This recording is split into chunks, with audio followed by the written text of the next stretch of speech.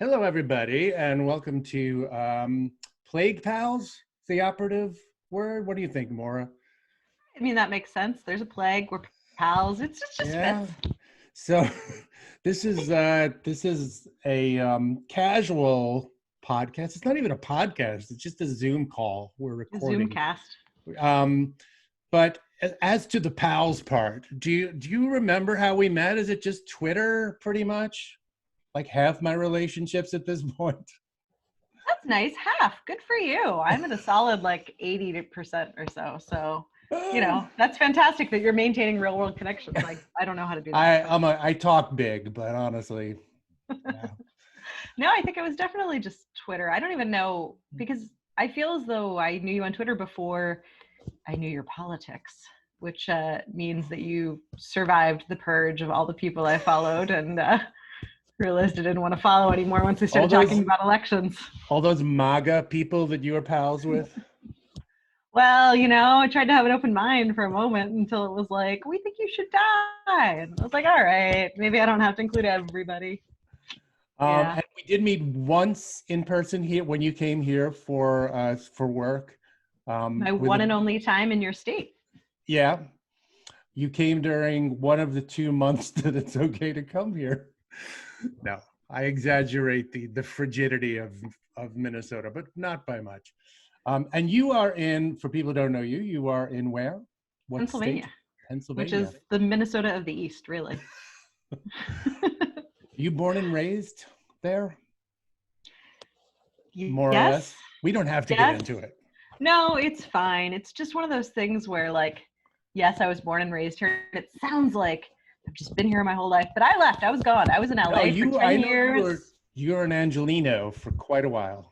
That was where I spent most of my adult time. And then I ended up back here somehow. And I never wanted to. It was an accident, I swear. But now I'm in PA and I go to DC like half the week. So yeah, I drive around. So for those of you who are here mostly because they know you, I don't know why I'm setting up this Everyone's here for you. Everyone's here for you. My name is Bill Corbett, and I am a writer and Mystery Science Theater and Riff Tracks guy. And for those of you who are here because you know me a little more, Maura, do you want to introduce yourself?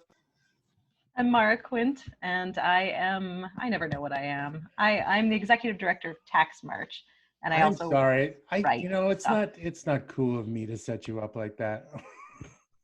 I was fine with it. Should I have not been fine with it? Who are you? Can you tell us? I know a little bit about Tax March, but do you mind saying a couple of words about it? I do not mind at all. All right. In fact, the problem is going to get getting me to shut up here. So, just like you're going to get granular. You can't pull me off stage here. I don't know. There's can you put music up or something that'll play me out? But we'll start up Eye of the Tiger or something. I don't know. That would be fantastic. That should be the music. They should use that instead of whatever the heck orchestral thing they're using at the Oscars. Tax March. Tax March was started in 2017 as a tweet. Thus, everything comes from Twitter. It was that I did not know. Yeah, Frank Lesser, who was a writer on Colbert Report at the time, sent out a tweet in January of 2017 saying there should be a march to demand that Donald Trump release his tax returns, and people it went viral, and people started going crazy and saying, yes, we need to do this. And because I saw it blow up, and I know Frank, and everyone was telling him he had to organize a march, I just kind of reached out to him and said, do you need help? And he said yes. That was pretty much it. And then I kind of got involved there, and the organization has continued, and now we're a whole organization that fights for tax fairness and for making the economy an economy that works for everyone, not just the wealthiest. Hey, Maura, for some reason you're bonking something there. Yeah. There. Sorry. Okay. That's all right. How annoying. That's all right. So for Tax March, I must admit, the first time I heard the term, and I think I might have told you this when I met you, I thought Tea Party-ish stuff. like a bunch of olds who are not happy paying any taxes and think it violates the Constitution. But it is pretty much the opposite of that. We stole it from them because that was the only thing that had ever been done on taxes before, was like the angry Tea Party people, and we just yanked it out of their heavy fists Out of their made it little progressive. grubby, sticky fingers. That's right. They were wearing their tattered red, white, and blue flags, and we just took them over. But your mission has expanded considerable. Like, it's not really A little just bit. about getting Trump's stuff, like his paperwork at this point. No, that was just really the march, and then, so I mean, I'd spent a lot of time in nonprofits before that. Mhm. Oh God, I'm about to get so boring. But there's this thing. Not to me. I'm like, Okay, all right. It's exciting to me. There's this thing in nonprofits where I think it's called like vanity nonprofits, where somebody is like, "Oh, I have a good idea, and this is important, and I want to put my name on something." So they like start like Bill's Coat for Kids, like kids need coats, and I'm gonna start it, and that's gonna be my nonprofit. Just want to make a Without little ever, note here, just that for the works. future. We'll right off Corbett's Coats for. Why did I use Bill? It was right there. So they do that without ever like looking at what the landscape is and seeing, Yeah. are there other organizations already doing this? Could I actually like be helping them, or lending my time and voice elsewhere? And then you end up with different nonprofits who are like competing for Yeah. resources and attention, and that's not ultimately helping anyone really. Like it's just feeding into their own egos. So all of that is to say that following Tax March, like the actual march, which was April 15th, 2017, there was this feeling of like, all right, well, we did this and we talked a lot about taxes and tax issues. Maybe we can like hand all of this off to an organization that's already like talking to people about taxes from a progressive perspective. And there was no one there. Like there were no other organizations to hand it off to. So that was when it was like, oh, Why do you think that is? Like, why had nobody worked that angle before? So, I mean, there were orgs, but all of the organizations were focused on like being in the Beltway and talking to DC and talking to politicians. There weren't really any that were solely focused on taxes as an issue that they were going to talk to people on the ground and to grassroots organizers. And it's because conservatives took such a strong hold of the tax conversation in like the 70s. And that grip has been so intense that the idea of talking about taxes is terrifying to a lot of people. Like, well, yeah, I mean, just the my knee-jerk reaction to even the word when I first heard the name of your organization is like, ugh, it's I can picture the person, but that's why I like it. It's sort of a jujitsu move of like just let's actually talk about taxes. Let's talk about where they go. So do you have like a standard I don't know, like a judo move or something that you use with rhetorically with, say if you met a Tea Partier who, came at you with their standard baby boomer tax complaint, Fox News style. Is there like a thing that you can turn around on them pretty quickly?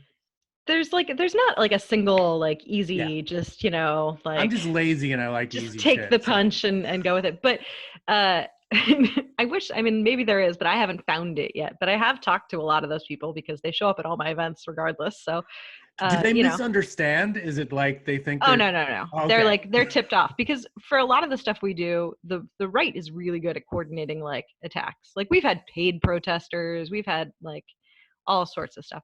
But what I found is if it's sincere and someone's just like walking by, but they think they're a libertarian or something, so they're kind of like angry because they're never really a libertarian. Like they just don't want someone to tell them they can't like shoot a gun. Like they just don't know what it means. So you can shoot a gun, but it has to be at yourself.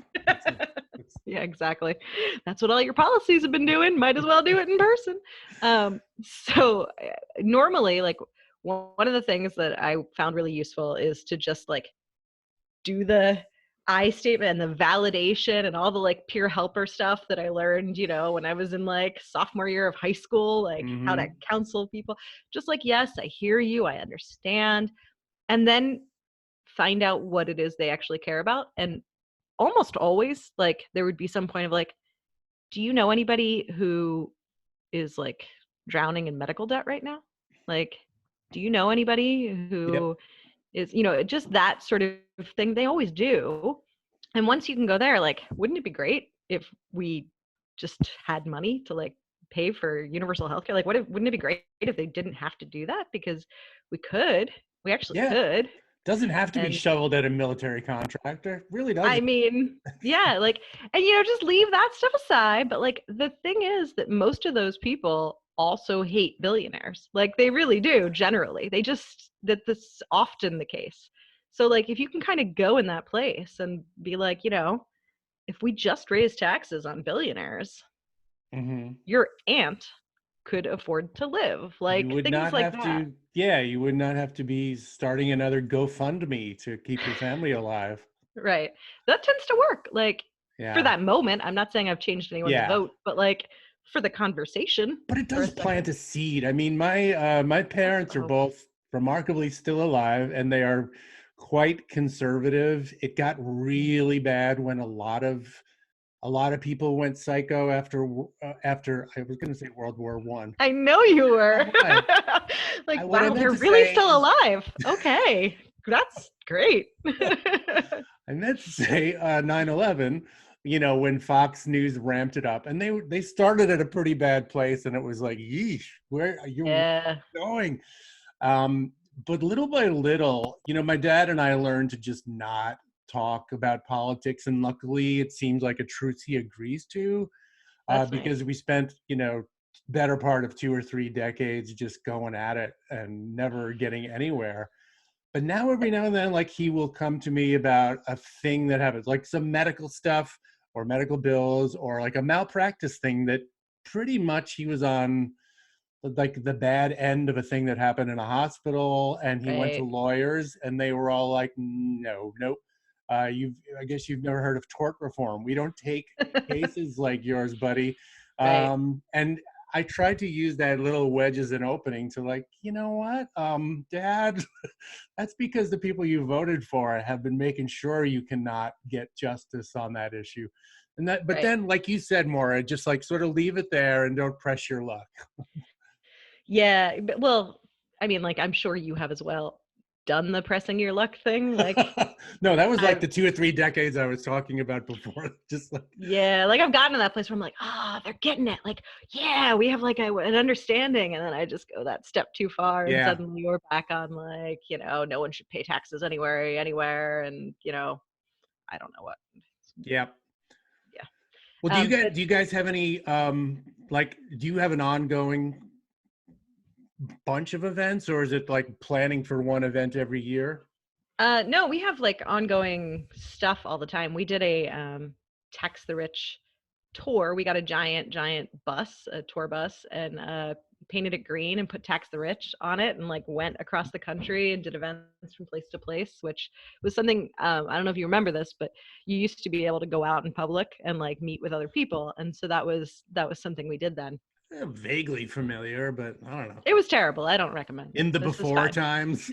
Right, that's right. In BC, before coronavirus, we did that. But so we've done that, and then we've been doing like a lot of online events, and we've been Mhm. bringing in other organizations to talk about all these relief bills and like what's in them and who's actually being helped and why they should be better and all of that fun stuff. I would love to get into that in a second. And we both, both of our heads may explode if we talk about that for too long. Just sheer rage.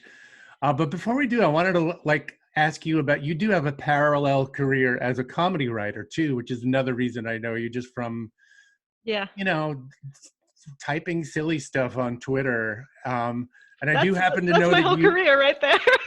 Typing silly stuff on Twitter. it's about That's what it. I'm gonna I'm get a. reduced to at this point. No, but that's not entirely true. You write for not for the Places. Onion. Jesus Christ. Well, no, I'm an Onion contributor in a really, really minor way. So you Yeah, were right on track there. But no, McSweeney's is the one that I've McSweeney's. been writing That's for the what I'm last looking year. for. Yeah, because I was doing the recaps of the debates for That's them, right. like on an ongoing basis, which Those were was very funny. they were you know, they were like, it was because I had to watch the debates anyway. And so Right. like I had to get through it. And the only way I could get through it was by like mocking it. So that was really self-preservation. But then they published my self-preservation. When you said get like only way you could get through it, what was it? I have my own recollections of the debates back in the before times when it's a whole other universe. It really was. But what was it that you found so excruciating about them? I have my own opinions, but Uh, oh, there's so many things. I mean, yeah. fundamentally, I think the thing that was most frustrating to me was just generally the framing of the questions from the moderators was like, I'm not saying even that the moderators were like on the left per se, but a ongoing problem is that like we have such a tendency to like embrace the right's framing of things and then Mhm. live in the world that they've provided us. And it's ridiculous. Like, we don't need to do that. They're not framing it correctly. Like, Yeah. we don't have to. We can come up with our own stuff. And so that was always like the most frustrating when it was Yeah. like, oh, you know, how are you going to pay for this Medicare for all or whatever? Like, you can't do that because you're going to, I mean, that sort of stuff is just like, are you fucking kidding me? Like, you're really going down this one again. Not Yep. to mention, we can tax the rich. Done. Next question. Like, Yeah. what is this? You're just wasting everyone's time. That is that specific example you used was the one where my head was the most explodey during the debates because I was pulling for Bernie, and we can get into it at some other time, maybe like the whole value of supporting somebody like Bernie or not, but he was the only one putting out a certain framework, with maybe Elizabeth Warren, for a while at least. Yeah, it But seems he so. was constantly battling that same, like you said, again, that was the overwhelming feeling. It's like, didn't we do this on CNN like 3 weeks ago? And you Right. got the same pushback. It's like, no, the money from people's actual pockets is going to go to their own medical care in a better way now. Doesn't Right. matter if it's going through the insurance company or, it was infuriating because it just seems like you're right. They're the dumb moderators are given their, and not all of them are dumb, of course, but all of them absolutely accept, their blue pilled world or whatever, red, whatever pill. I'm not sure which pill is the bad pill. I know Yeah. one is the non-drowsy version of the other is the I think best it I can has come so up many with. degrees of shitty alt culture meaning now, especially like um, men's Elon rights Musk. guys, that I probably should not even get into it. But I guess what I mean is like the not seeing the forest for the trees because you're hired by CNN and you would not have that job if you Right. didn't consciously or not accept the budget deficit, constant problem and shit like that. That is effectively meaningless in our day and age. Yeah, it really is. And it's this like, at least, I mean, okay, so your parents are conservative. So I Yeah. assume like the world in which you grew up, they were conservative during your life.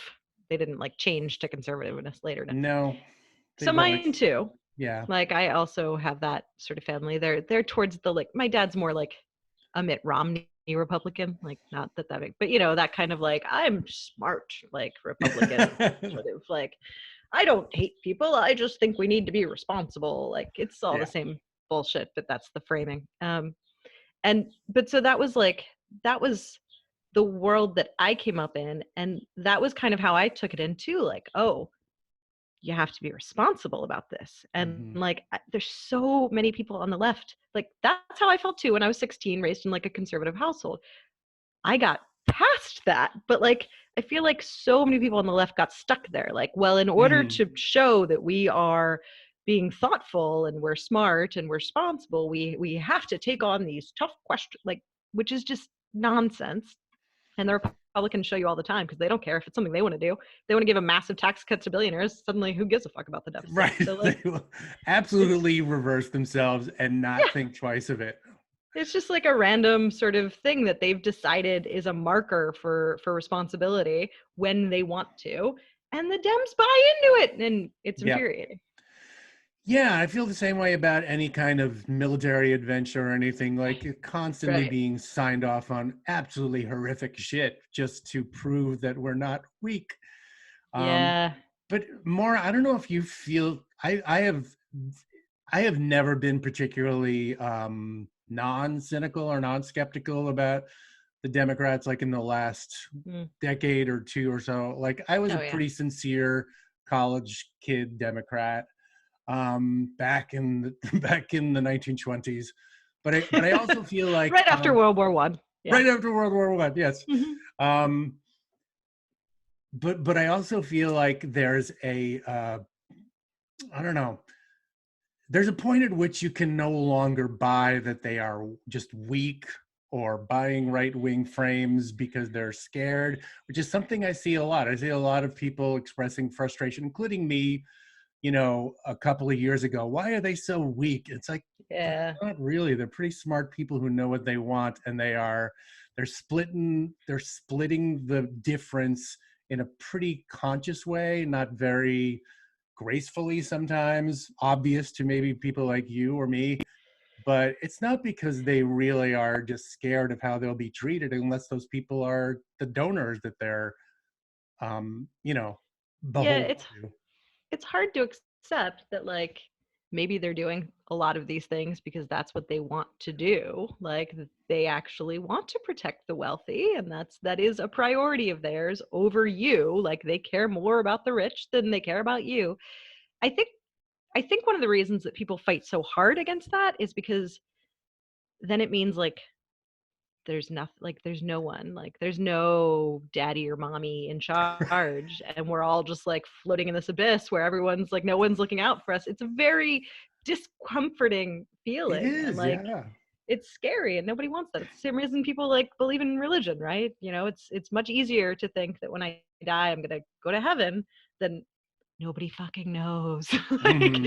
it's that's a terrible thing to have to live with. And I think the majority of people want to be able to like cling to that. Like, no, they are fighting for us. They really do want the best for us. They just haven't been able to yet. And they're gonna keep trying. Like, Yeah, and they blew this one, but like these I don't know if it's quite a meme, but the sort of joke of like saving your powder for the real fight thing became like a political blog joke in the Bush era, I remember. yeah. And now it's like this deeply, sickeningly ironic thing. It's like they're just waiting for the right moment to strike. It's like, well, we've had that a couple of times now, and they didn't strike.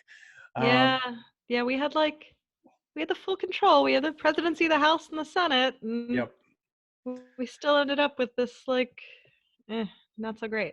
And I can hear like so many of my liberal pals, and that's mostly who my friends are, and I Right. love them dearly as fellow entertainers and people, and just people that have affection for, saying, well, they are not the same. Republicans and Democrats are not the same. It's like stipulated. They aren't exactly the same, but the function that they serve collectively at this point is like absolute monsters on one side, and then an ineffectual, compromised, corrupt, you know, Yeah. uh, team fighting them that you're supposed to get on board with. It is so old at this point in my advanced years. I just don't. I'm sure you're feeling it too after even the number of years you've been doing politics. I've been Well, I'm actually a an wee activist. baby, but sure, yeah, I mean, I was born like right after World War II, so that's where I'm coming from.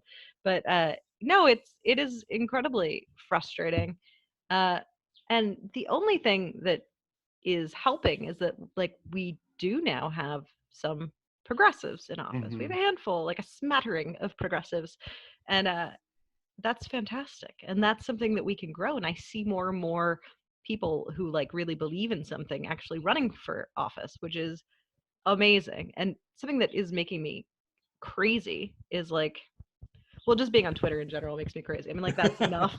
Anything I Yeah. see there is terrible. But but there's like this debate now, or this conversation of like, well, Bernie lost, so obviously there's no appetite for progressivism. Like, give it up, go back to the center. Like, we just started this fight, really. Like, Yeah. we just started getting people into a place of actually running for office. We just started like getting organizational power and like getting people really involved in electoral politics from a lefty place. The fact that we've already gotten this far, the fact that there's an AOC already holding a seat in the House is Mhm. amazing. And that like gives me a lot of hope that like there's more. I mean, the people are now getting inspired and they're growing, and it makes me feel like, all right, maybe in 12 years we're going to be a lot closer. Like, we're actually, there is a path, and the idea that we should just like, nope, you failed, shut it down, pack it Yeah, up, right. like, head right. This is a completely objective analysis, by the way. From right. This benefits me in no way to say this, and in fact, no self-interest involved whatsoever. No, I hate it. But that's the other part of it too, is that I do feel like we are not allowed is one thing. It is distasteful, especially in the more mainstream channels or discussions, to talk about whose self-interest is where. Like, and one of the most glaringly obvious things, I think, just from academic studies now, is like the people whose shit gets done, whose bidding gets done, it's not you, it's not me, it's not like it is, it's you know, the oligarchy. And I know, like, oh well, that's a very mockable word on some level. It sounds like you know, baby college student talk, radical talk. But it's you're gonna break out your Marx next. Yeah, you're gonna like set up a shanty town against apartheid, you pussy.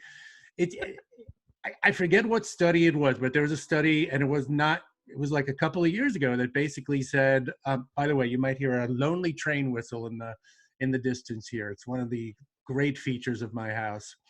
I love it. I actually do love it. I think your shanty town. If it was about a half block closer, it would be a little disturbing, but it just has that right, you know, lonesome Western town feel to it. Anyway, we have that in Pennsylvania too. It's just mine likes to go through at like 3 a.m. So yes. Enjoy. So, but I guess what I mean is that there was a study, and I can't remember what university or organization did it, that said, look, we've looked at every issue, and on every issue that really where like common people, for lack of a better term, might benefit from, like Medicare for all or anything like that, you get nothing. It's like the scene in Godfather 2 and in, you know, around Lake Tahoe. You get nothing. It's as likely as random chance, or even less, that you will get your needs taken care of. Whereas like big donors are, it's astoundingly high how much they are serviced. And, you know, and we see it even with our ostensible champions during a fucking pandemic right now. Yeah, that is unbelievable to me. I mean, it's like we have a full on, you're not going to have this again. This level of, well, okay, knock on everything, you're not going to have this again. Like, I just summoned some terrible thing. God closed. Damn it. It's like, you really did. Fuck. Well, now we know what happened. Everyone can go back to this one moment where I cursed us all, obviously, to a horrific fate. I'm sorry. Right, we all do this. Slip a tongue. So I mean, like, hopefully we will not have this sort of situation again. So you have this like place where everyone is suffering. Everyone, the majority of people are suffering, and you have an election, a national election, right around the corner. It's like, even if all you want to do is just be a political person and like a political machine and win votes and get into office, it's like very straightforward. Like, you can help people right now so that they will remember that when they vote in just a couple of months. It's all lined up for you. Just like knock the dominoes down. That's one of the things that is, I don't know if it's, you know, if I'm naive in believing that it should ever be otherwise. Entirely possible that I'm not cynical enough. But to me, it's like stuff like Medicare for all, which is an absolutely popular, just out and out popular prospect, right? Certainly among Democrats. So you rally the base. but also among Republicans. And it keeps polling that way over and over Right. again, no matter how much they fuck with the language to make it seem like, ooh, icky Medicare for all. Like, Right. it still comes out on top because people get it. Everybody's been screwed by their bills and knows the nightmare of going through, No one likes multiple their calls. insurance company. Nobody likes no it. one's sitting there being like, Blue Cross Blue Shield, God, I'm putting them on my Christmas list. Gotta send them a card this year. I'm glad I met you. That used to be their slogan, I think. If it's not, you should sell that immediately, because that motherfucker. But to me, the like Medicare for all is just like this. Bill. It's like this big spiked club that you could just pick up at any moment if you're a Democrat and beat the fucking snot out of Trump and the Republicans with, and actually like really thrash them electorally. Among that and among a couple of other things. Like, we are getting you help. They are not. Right. Period. And when you get as well, like, not to be self-serving here in the work that I do, but like when you do face that, how are we going to pay for it? Taxing the rich is a bipartisan popular idea. Like, I believe it's like 70% overall, or no, it's like 60% overall, but it was like 70% of independents and even like the upper 50% of Republicans believe that we should be taxing the rich. So like, it's also right there as just a universally popular thing. It's right there. Just grab it. It's like watching someone else play a video game that you know you can play better. It's like just screaming at them, like, just go over here, give it to me. That's exactly right. It's infuriating.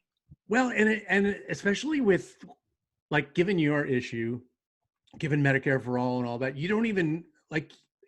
Even if somebody for some reason is not, some non-billionaire is not sold on the idea of taxing billionaires, and there are those simps out there who just cannot imagine. What's that? There are a few, definitely. Yeah, they can't imagine Elon Musk, giving a couple more cents on the dollar. But even if that, like, you can even, for the Medicare for all, which is to me, the most obvious thing you pick up and start beating up Republicans with. Yeah. There is the issue of like, look, your tax dollars are going to medical care anyway. It's just that we've carved out a lot of profit for these people who do not give a shit if you live or die. Why don't we use that same money and make sure that we do give a shit if you live or die? Seems straightforward. Yeah, and we don't even have to get into taxing billionaires, although that will be nice as well. Elon still loves you, man. He's still gonna make you a space choo-choo train or whatever the fuck you want, and then call you a pedophile. That's what he's gonna do, but it's gonna be a fun ride for you. Can we gossip about that guy? I don't know. He seems to have. I know people knew a lot about him before I did, which is basically the last 2 years. But he's come roaring through as like a dipshit of the century. He's doing a really good job. Flat. Well, I mean, so what I only recently learned, because I didn't pay any attention, is that he did not like start Tesla or come up with any of that. He just like bought it. Same, yeah. Which is fantastic and is also like exactly where his politics seem to align. Like, he didn't come up. He just is buying this shit now. Like, I'm going to make it mine, and then I'm going to tell everybody that this is my idea and my philosophy. He's just the most ridiculous human being to have like that much money that you got from like for terrible reasons. Like, his family's like a blood diamond mined family in South Africa or something. Right, which I don't know anything about him, but like, I mean, didn't he leave after apartheid because he didn't like it anymore? Like, that's what I heard. Like, I don't like it. I don't know, but like, such a fucking terrible human being on absolutely every level. Like, every so often there's like a really awful person that you're like, okay, they're terrible, and if I had the opportunity, I'd just punch them in the face. But if I did not know anything about this person and I was stuck at a cocktail party, I bet I'd have a fun conversation. Like, if I didn't know any better, I bet they'd be really like interesting and charming, and it would be like kind of a fascinating thing. But with Elon Musk, it's just like, regardless of what you knew about this guy, if you had to spend 3 minutes talking to him, you'd just be like, oh, get him away oh my God. Like, you would just feel compelled to punch him for no reason. Like, standing in line at Starbucks. 0 to 1 minute to punch in about a minute. Yeah, like, oh, I haven't met you before. Hi. Oh my God, I hate you. Oh my God, why are you here? Who knew him? I don't want to know you anymore for knowing him. Like, that's. I'm going to drown you in the punch bowl, you horrible imp. He like here's I think the most charitable thing that I've heard about him is that he actually did, like he had some decent ideas with this company of his. Like that's the most charitable in terms of design or instinct, just raw like publicity or design. The rich guy had one good idea. Yeah, that's all you need, man. All right, cool. You get to keep your money. But yeah, since then it's just been a trail of tears of just stupidity and garbage. And the other day, this is real gossip corner stuff, but he had a baby with the musician Grimes. Yes. I knew, as an old guy, I know nothing about, of course, but I Googled. Her mom came after Elon Musk, like subtweeted him because he's saying all this men's rights shit. And he says like, 2 weeks after you have a child and you're doing like men's right activist crap. That's fantastic. On Twitter. So that's good. Hopefully it all end in sadness for everybody.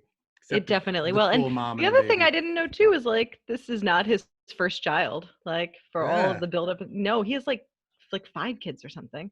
But then the worst thing I read was his, I guess, I don't know if it's his ex-wife or his ex-partner or whatever, but the mother of his other children like published something where she had a miscarriage. He's getting to Boris Johnson levels of kids behind. No, really, I don't know if she had a stillbirth. I don't know the situation, but basically she lost a baby. And he said her grieving was she was doing it for attention, like her being like that level of like, wow, this is a piece of shit. Like, yeah. Well said. This guy, he's unbelievably awful, and I like struggle because I just want to dunk on him constantly, and I'm like, all right, this is not a good use of my time. I should be productive in other ways, but I just want to fucking just nonstop slamming him. I tell you, Maura, it is not like I've still not overcome my desire to do that on Twitter, and it's ridiculous because it's like, what are we like 13 years into, like, at least since I got on Twitter, and it's still like, should I lead a productive day and make myself generally happy, or should I go slam after Ben Shapiro like nonstop? Should I go after Bill O'Reilly sitting in his fucking basement, eating easy cheese from a can? Just like, what good does that do anybody? I mean, what good does anything do anybody in the whole of it, really? We have to find joy where we can, we have to like seize these precious moments. We only have one life, which means only a finite amount of opportunities to absolutely fucking destroy some asshole on Twitter. I have to say though, like I'm starting to doubt after 13, maybe I'll give it another 13 years before I really commit to this, but I'm starting to think it will not give me joy in the manner that I am hoping. Yeah, no, that's possible. I mean, I always know it to be the most true whenever anybody asks like, oh, are you going to let your kids be on Twitter? And I have such like a knee jerk, absolutely not, never, no, I want them to be happy people. Why would I do that to my own children? Like, I have such a sort of instinctual protective feeling that I'm like, oh, I should probably examine what that's actually doing to me, maybe, but who has time? That sounds like work. I'll just make another pun. There was a while there, I think I'm a little better now, but there was a while there, like I would log on to Twitter in the morning like it was my job, like time to report for duty and, give, I don't know, give Lindsey Graham some shit or well, like, not good. Some of us appreciated that very much. The problem is I do now feel it is my job, not maybe like the slamming on people, but I ultimately feel like Twitter is the best source of news. Like, I don't feel like I'm going to be as well informed if I just go to the New York Times page or CNN or some bullshit. Like, but if I go to Twitter and I'm like following a diverse group of people, and I actually feel like I'm getting things in much more real time, which is my excuse for being on Twitter nonstop. But I mean, in your case, you actually do not destroy my justification, please. No. I'm going to add Hanging to your by a thread. I'm Okay. going to augment your justification. Okay. You are in a job, an activist job. Is that what you would call it? You are in Yeah. where you do have to track that stuff. And, it is helpful to know where the zeitgeist is at any moment. And maybe if That's it's right. kind of hell, but it's your hell. I don't think I helped Yeah. it. Sorry. No, that was good. I'm going to point to this when someone like tells me I should not be on it. Like, no, as Bill said, it is important for me to be there because of the Yes. zeitgeist stuff. Yeah. That's always a good word to pull out. Also, Ben Shapiro needs to be reminded that he's a short little snot rag. The thing that kills me the most about Ben Shapiro is the fact that he was vaulted as like this smart intellectual. It's the same thing with like Paul Ryan. These people being held up as like, well, you have to respect the intellect. You may not Oh, agree with the you do. positions, Yeah. but you have like that kind of ridiculous like, wait, because they speak fast? Is that what you're going for? You saw a white man speaking fast using a couple of like SAT words. I assume that's all it took because you obviously weren't paying any attention to the substance or the logic behind any of it. So, I mean, like, okay, good to know. Well, once again, we have our, ostensible allies to thank for that. Like the number of people who gave Paul Ryan credit for years past his sell-by date for being anything but being a bloodless Ayn Rand shithead is just depressing. And Ben Shapiro too. Like I get that he talks fast and he went to Harvard Law School, but if you listen to that guy for any more than a couple of minutes, or let's even be generous and say like a couple of his debates and come away impressed, I don't know what to tell you. Like we don't have the same universe working. I feel like if you went to like any local farm show and you just like prepped the auctioneer to use like the word hegemony or something a couple of times, you could definitely convince a few people like, no, this is the new rising star here. You got to pay attention to that guy. Yeah. Like that seems to be it. I have to say it's so stupid though, the dumb fantasies I have gotten in thanks to Twitter over the years. Like I've wanted to actually physically fight Sean Hannity because he like calls himself a martial arts guy. I think I could make him cry because I think he's a coward. Want you to fight Sean Hannity really badly. He's roughly my age. I think no, it would be fair. This is a shared fantasy. Yeah. I want to make this happen. He's also a Long Island brat, which I have as a Brooklyn kid have a particular animus for. It's like, oh, you're my cousins who moved out there when you got a little more money. So I want to, it comes from a personal place. But Ben Shapiro, I've wanted to like debate him because I feel like he could be made to cry very easily because he engages in all these little rhetorical tricks. They're not really even tricks. They're just like, they're very obvious of like throwing somebody off their game. And I think if he just kept throwing him off his game, he would just whine and cry and go, get a lollipop. I don't know. Yeah, I think he'd storm off. Definitely. I think that would be storm. I think would be like, I was being generous. I mean, little cat feet. Toddlers storm off too, right? Like we try to make them feel good about themselves, give them some power. But yeah, no, I think you're right. That would be really fun. Of those two, I would like to see both happen. Like if I have any opportunity to make either of those happen, I will do so.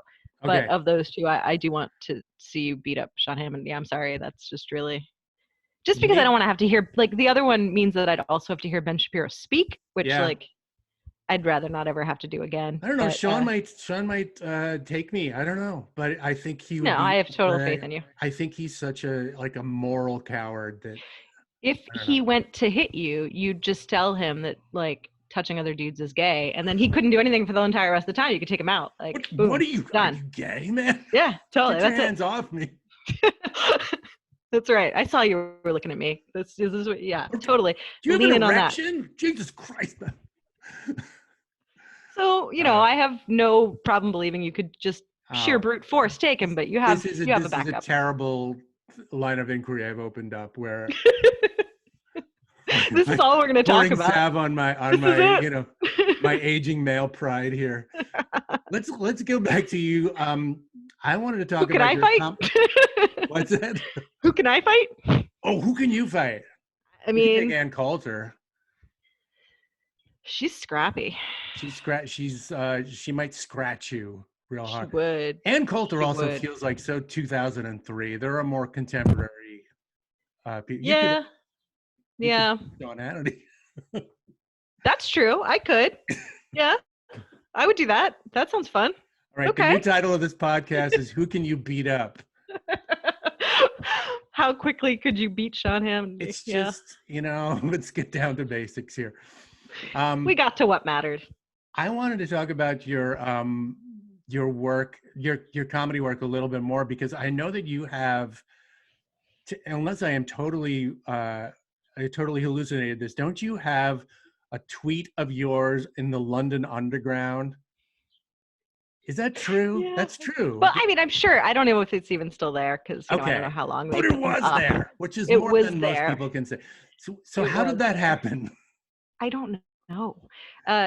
They like Twitter reached out to me and said, we want to use they said we want to use your tweet, but I knew that I really didn't have any Yeah. choice, right? Like, That ship I has could say, sailed for all yeah, of like, us.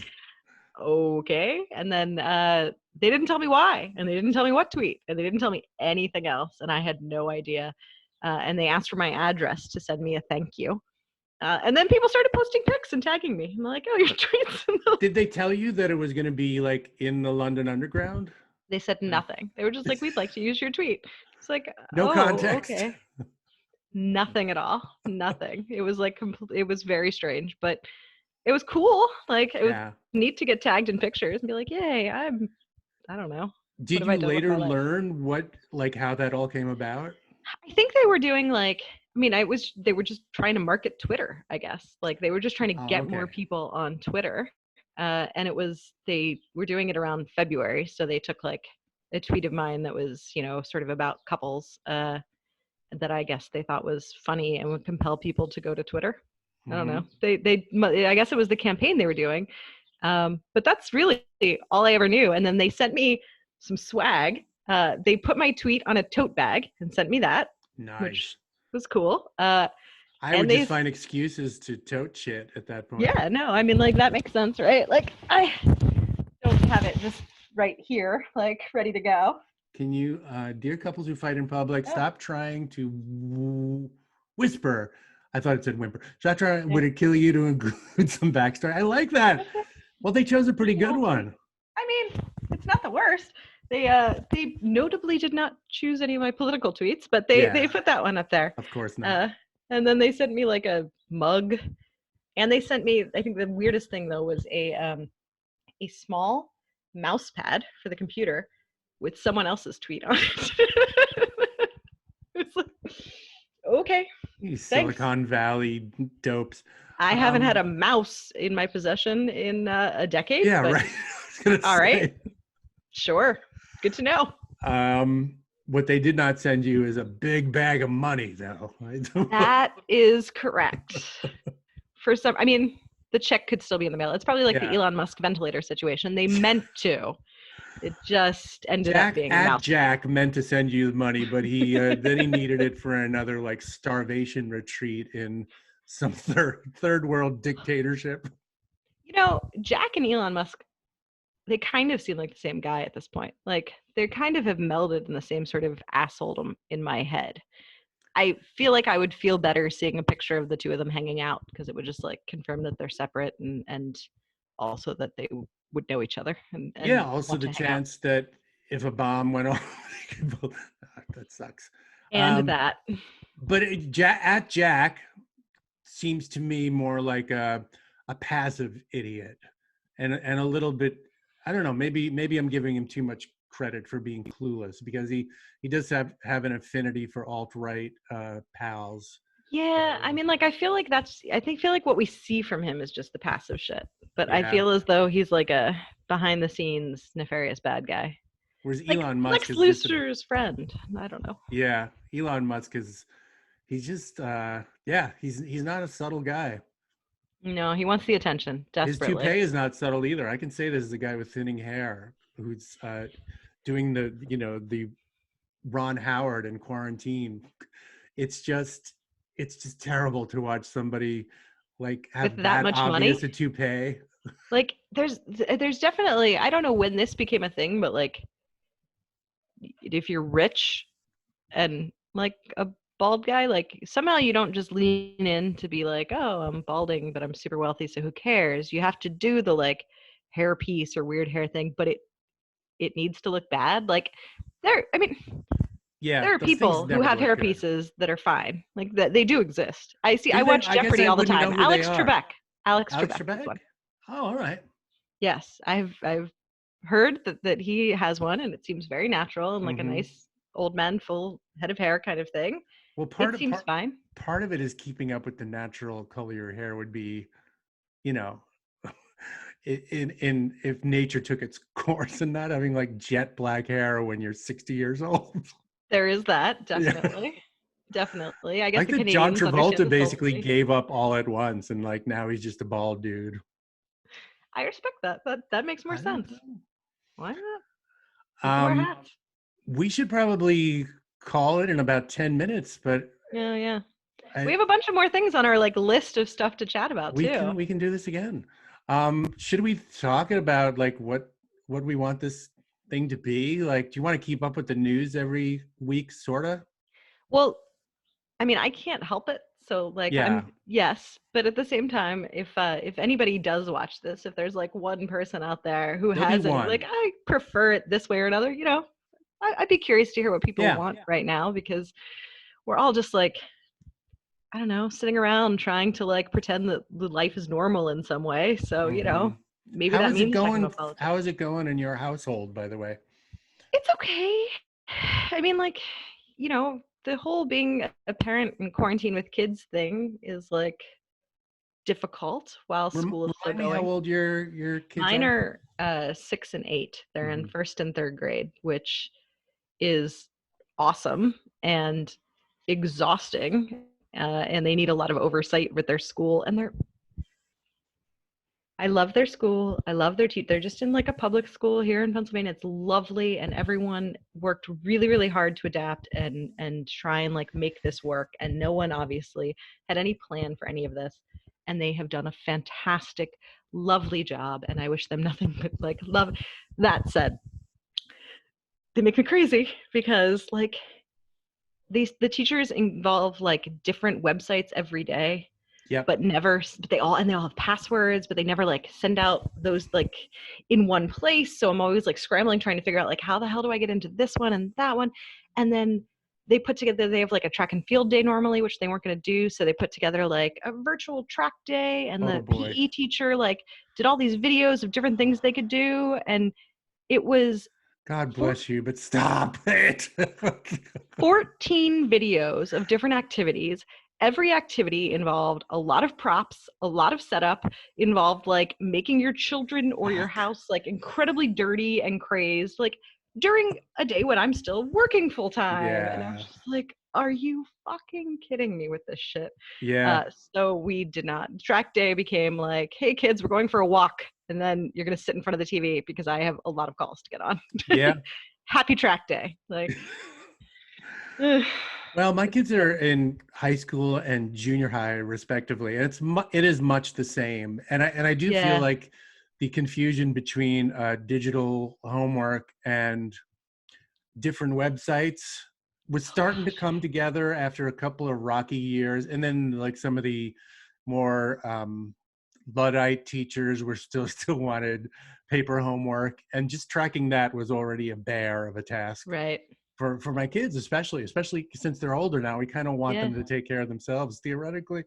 Yeah. um but then this came along, and it just the sheer complexity of it just increased geometrically. So Right. we're trying not to be too hard on our kids. Like, it's stressful enough. As long as they are mentally and physically healthy, like, we'll take what we can get at this point. And I think Yeah. that has been a pretty universal conclusion. And then there's the whole thing of like, there are kids who just don't have the access to these devices or the Yeah. parents to help them. It's like suddenly the homeschooling came out of a void of nowhere, which a void that that presumed there was a parent free to do this, which is That's right. not really true in our household since we both work, but we kind of stitch it together. I don't know. Yeah, no, it's a real frustration because it was, it assumes that there's a parent. It assumes Wi-Fi access in a lot of cases. It assumes having the devices, which I mean, I didn't have spare devices. I was like sharing. I was like on a business call, like Exactly. video conference, and we got that all worked out. But again, that was privileged to even be able to get it worked out. But Yeah. the other thing too with my kids, which I feel you've probably already gone through, and actually be curious to hear if it's like been any of an issue for you, but like my kids aren't used to being online all day. And like my oldest in third grade, he's getting a little better at like figuring out like following a plan of things, but they've been sending him very occasionally YouTube videos to watch. Mm-hmm. And that's not a world that he's been allowed to go in. And like I was on a call the other day and was just not monitoring it, like didn't even know to be monitoring it. I didn't know what he was like doing. I didn't know that he had been sent to YouTube. And like 2 hours later they were obsessed with Easter eggs that they in movies, and they wanted to go through all the like Disney movies and look for all these Easter eggs. And I was like, what do you even know what this is?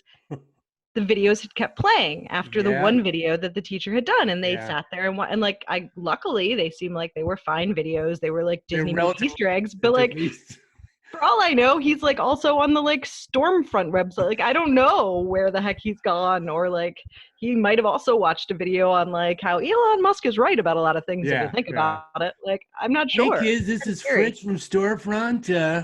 Click that like. That's right. Smash that like button. Yeah. Yeah, it's I mean my kids are gamers, and one of them is a little more than the other. So they've lost plenty of screen time. But yeah, I think they're even getting sick of it. It's like we gotta look at something else now. Do you game with them? I did a little bit. Now basically they're too good for me now. Like I'm such a scrub as a player. When my son was young, we did a lot of Super Smash Brothers together. For some reason, I really enjoyed that. But he's like so adept in so many games, and he plays on network with his friends. Right. And honestly, I was skeptical at first about like, is that valuable during a pandemic to like be gaming with your pals? It's really good because it's pretty much his social connection, and they sort of chat about shit, including probably how they're feeling about all this, in as much as they're able to while they play. So it's really been an unexpected positive thing. No, that makes sense. I mean, it obviously has that element in general, and it is really good for that. It scares the hell out of me as like someone. I mean, my kids have like a couple of games that they're allowed a little bit, but like they love it and that's all they want to do. And I don't know the world very well, so I have this whole like I don't really know how to navigate it well as a parent yet. But that's parenting, honestly. But it's it's just such a universal thing with kids, and like even when I was in high school, there were video games, and it's like it's been around for a generation or two, and now it's just like part of growing up. And I know you can get too into it and spend way too much time it, but to me it feels like, well, that's what I used to do with like TV. Right. It's not that, and it can be at least a little bit interactive. I don't know. I think the worry is when it's like when they're connected to like strangers. But you can adjust your settings, and that is the one thing that we insist on with our kids. It's like you don't communicate with anybody you don't know, and if you do, it's like, and if you do play them, it has to be through this anonymous thing where you just play the game and you don't actually like talk to each other or text. And as they get older, I'll let them make their own. Well, they already are kind of, but there was a little that's hard to control middle zone there for a while where it's like, all right, but as soon as somebody says something that seems a little fishy, turn it off and tell one of us. That's nice that there's still the possibility of like tell the parent. I'm like, again, like I'm in first and third graders, and I'm already afraid that like I don't know, that they're like having conversations. I don't know. I'm nervous. I'm just nervous. Of course you are, but trying to figure it all out. The kids are all right for the most part. I mean, there's a lot going on with them. this You sucks know, for them, but I don't know. yeah, You texted me earlier about like, is there a thing that I would carry over from this? yeah, I love that question, and I think it is basically like relatively unstructured time with the kids because we're so go go go yeah, move move move much of the time, and once they like do as much homework as they can, and I've done work, like we've gotten to hang out a little more, and I've liked it, yeah, and I know it's just it sucks for them. My daughter has a boyfriend she has not been able to see in months outside of extremely controlled, like you go across the street and I'll wave to you.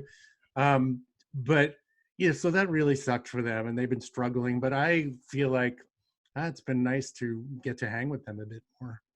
that's really nice. Well, and especially because yours are older, and there is probably that feeling of them potentially being far away They uh, pretty soon. they better be. I mean, like, not far away necessarily, but not at the same state. Yeah, Like this is yeah, good, precious time, but I don't want it to go on forever, and neither do they. that's fair. Yeah. Yeah. No, I think that makes a lot of sense. And I've liked that too with my kids, definitely. I mean, there's a point too where it's like, oh, I love having like aftercare workers and other Mm, people that looked at you sometimes. That was great. And this is a little overwhelming and a little yeah, constant, but for the most part, that is really nice. it is a lot. Like, It is very it is a much. lot. And also, again, yours are old enough to feed themselves for the most part, Yeah, which I feel like if I were in that place, I'd be a little bit more like, but god damn it, having to give them yeah, food 3 times a day, it usually sucks. more. Oh, such Yeah, a pain and in the ass. also like Virginia and I split the household tasks pretty evenly. Like if one of us feels like we're getting a little too much of it, we usually are comfortable saying so. But for That's some very reason, impressive for a I World do the War One kitchen. couple. What's that? I said that's very impressive for a World War One couple. That's very Well, unusual for that time. once we got past the century and the electric light bulbs helped.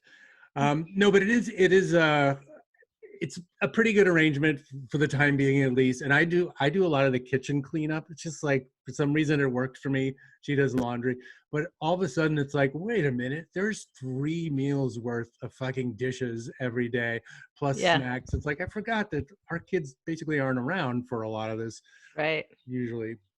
Yeah, having that like constantly. And and I'm It's divorced like too, having so baby it's just birds constantly like it is. They just need food all the time, and they never like the food that I'm offering. They always want it's the other food, bullshit. regardless. It's so frustrating and annoying. And no, I had like for Mother's Day, it was just me with the boys too, and I was like, I just took Mother's Day off. I was like, "You're hungry? There's granola bars. You know how to get those." Like that's it. I'm not. That's what I'm giving myself for Mother's Day. There's a You feed jar of yourself olives somehow. in there. Yeah, Just like you'll like knock figure it out. yourself out. You won't go hungry. It'll be fine. I don't care what you eat, just as long as you don't have to like turn on a stove. And Right. they were psyched. They thought Mother's Day was the best day ever because they just played video games all day and ate granola bars, and they're like, "This is the best Every holiday. day, Mom. What do you think? Every Yeah. day should be, every day should be Mother's Day, Mom." Like, yeah, yeah, good stuff. Yeah. Should we Well, wrap it up? Do you have anything to cover? Because we have a very agenda-driven podcast. That's not even a no, podcast. there's a lot of tickers in there that I'll have to go through next time and Okay. cross off boxes and things. But I think that's good for now. Yeah. With any luck, like let's just check in once a week and see what this leads to. If nothing else, it's just because I know you don't spend enough time on Zoom, and I don't either. It's just it's It's fun. I don't get to have any times on Zoom, like actually enjoyably on it's true. Zoom Yeah. and not trying to like pretend that I'm incredibly engaged in something that I'm really not paying attention to because I'm also looking at Twitter and another screen. Yep. I play Tetris during most of my meetings. Wait, you can play Tetris? Yeah, I'll send you a link. There's like a free site. You just have to put up with some stupid ads scrolling in the background. But yeah. Well, this whole thing just became worth it Yeah, because right. this is fantastic. We solved politics and yeah, what to do That's while all I'm you're gonna do. pretending to pay attention during Zoom meetings. That's amazing. All right, Maura. Thank you, Bill. This was Yeah, fun. nice hanging out with you. Let's do it again next week. And Sounds good. folks, spend some time with us doing this. But like, Hang out. we have no plan. But Ask us some questions. Maybe we'll yeah. answer them. See you soon. Bye.